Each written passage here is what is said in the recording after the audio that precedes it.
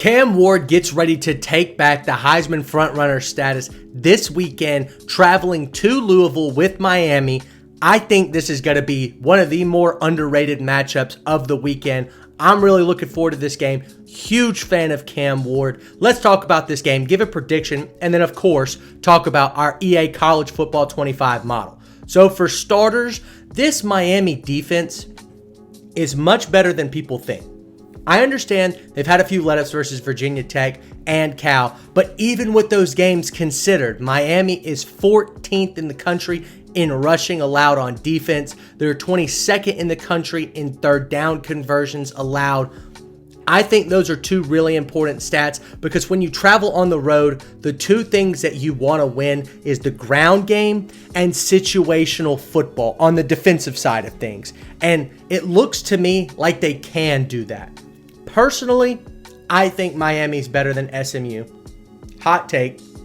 We just saw an SMU team come in with a very similar style of football and beat Louisville 34-27. I am a full believer that that's pretty much going to happen in this game, Miami-Louisville.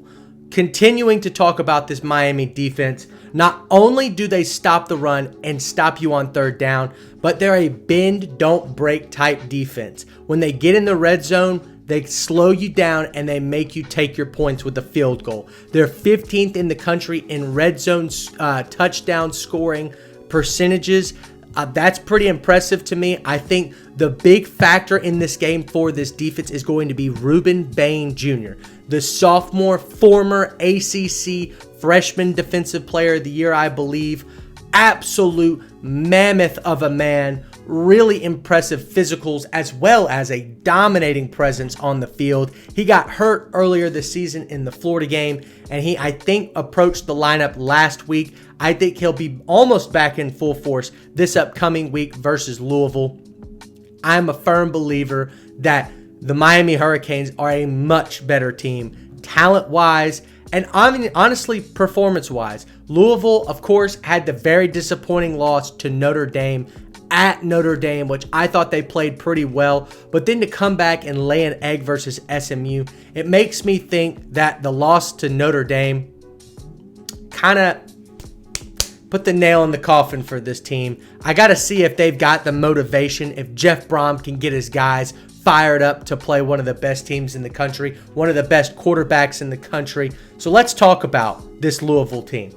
They have just god-awful red zone issues. They are 125th in the country in red zone touchdown scoring. That is just atrocious stuff from a Power 4 team who people have seen kind of perform at a high level on the offensive side of the football outside of the red zone. I think if you want to continue to be in this game, you've got to feed your number one receiver, Ja'Cory Brooks, transfer from Alabama, who's been having a great season so far. Gonna have to continue that. They are 56th in the country in third down conversion percentage, which combined with Miami's strength on third down on defense, not a good sign.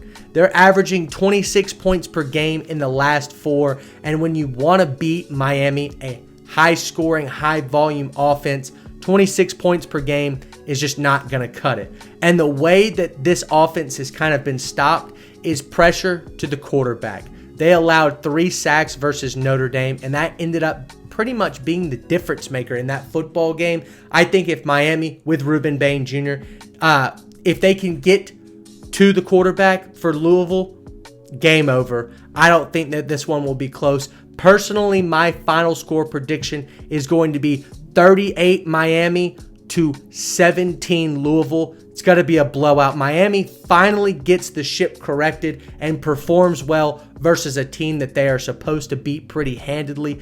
Obviously, a couple of disappointing wins. I know what I just said, disappointing wins. It's true. Beating Cal by 1 point and then having a Hail Mary overturn to save your undefeated record versus Virginia Tech, a team that lost to Vanderbilt. Not good at all. I think Miami finally gets it right this time. Cam Ward has a Heisman-type performance, moves himself up in the odds. Miami wins this game 38-17. Now, let's talk about our college football 25 model. My prediction was 38-17. That would be a total of 55 points. The over-under for this game is 61.5. We simulated this game 50 times in EA College Football 25, and these were our results. Miami won the game 66% of the time. I believe they're a 4.5 point favorite, maybe a 3.5 point favorite right now. They only covered 40% of the time, which means that the model thinks that these games are going to be very close. I'll just read off a couple scores. Miami wins 24-22. Miami wins 29-26. Miami wins 17-16. Those are just several of the scores that we see here. I think this Miami team is going to win big. That's just off of vibes, but the model says don't bet the spread. It's not worth it. The over-under, however, the under hit 82% of the time.